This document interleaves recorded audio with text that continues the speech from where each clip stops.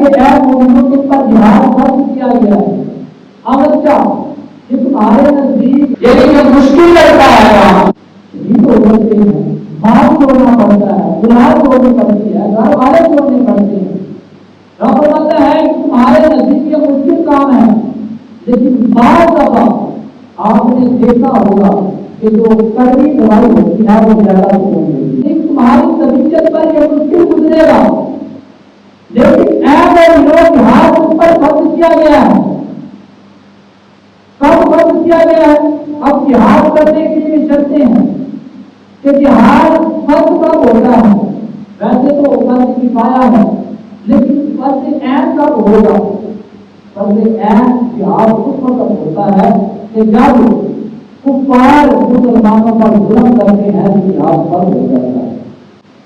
جب کفار مسلمانوں کے ملک پر حملہ کرتے ہیں تو جہاد فرض ہو جاتا ہے۔ رب فرماتا ہے کہ اے مومنو تم پر جہاد فرض کر دیا گیا ہے۔ اب یہ جہاد فرض کفایہ نہیں ہے بلکہ فرمایا تو فرض عین ہے، اگر نہ نکلو گے تو گناہگار ہوگے۔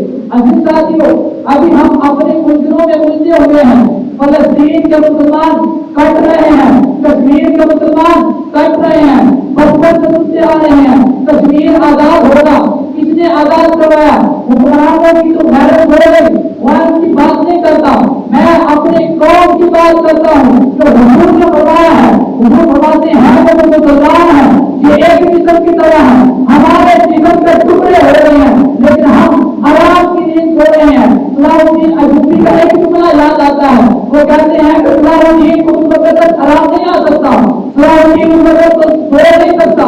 صلاح الدین کو یہ کھانے ذائقے کیسا دے سکتے ہیں کہ جب مسلمانوں کا قبلہ عمل یہودیوں کے قبضے میں ہو، یہودیوں کے قبضے میں ہو۔